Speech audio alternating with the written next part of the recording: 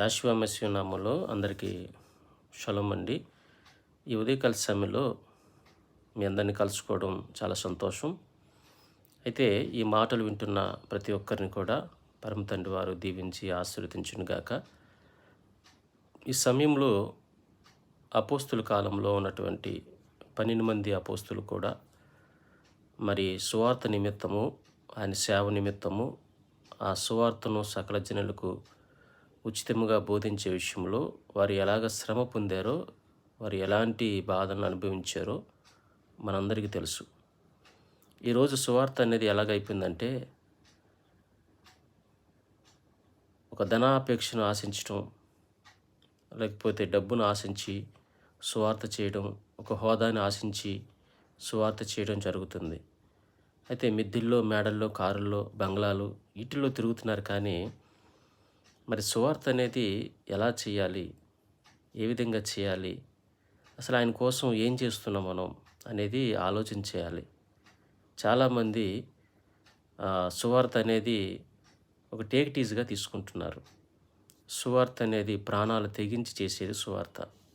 ప్రాణాలు పోగొట్టుకునే విధంగా చేసేదే సువార్త.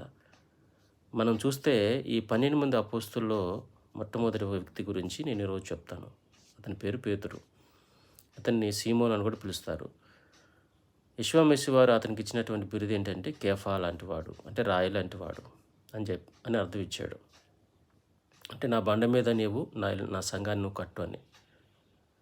అయితే ఆయన నీరో చక్రవర్తి కాలంలో ఎంతో సువార్త చేస్తూ అనేక మందిని మరి రక్షణలోకి తీసుకొస్తున్న సమయంలో, ఆ రోమా చక్రవర్తి యొక్క కాలంలో ఇతను పట్టుకొని అనేక విధాలుగా చిత్రహింసలు పెట్టిన తర్వాత మరి యెషువాలాగా అతన్ని మ్రానువేయాలని చూస్తారు. అయితే నేను యెషువా అంతటి వాడిని కాదు, కానీ నన్ను తలక్రిందులుగా మ్రానువేయండి, నేను ఆయన కోసం ఆ విధంగా నేను మరణిస్తానని చెప్పేసి తలక్రిందులుగా సిలువ వేయించుకున్నవారు పేతురు గారు. మరి వారందరూ కూడా ఆ రోజు అంత సువార్త చేసి, అంత త్యాగం చేసి, ఆ విధమైనటువంటి పునాదిని మనకు వేస్తే ఈ రోజున మనము ఈ స్థితిలో ఉన్నాం. మరి అపోస్తులు వేసిన పునాది అనేది గట్టిది. వారు వేసిన పునాది మీద ఈరోజు మనం కట్టపడుతున్నామంటే అది నిజంగా తండ్రి కృప. కాబట్టి ఇప్పటికైనా సువార్త యొక్క విలువేంటో, అర్థమేంటో తెలుసుకొని ఆ సువార్త కోసము నీవేం చేయాలనుకుంటున్నావో అది చేస్తూ నీవు ముందుకు సాగుతూ ఈ లోకంలో మెస్సియా వాళ్ళే నువ్వు నడుచుకోవాలని తండ్రి పేరుతో కోరుతున్నాను. అందరికీ షలోమ్.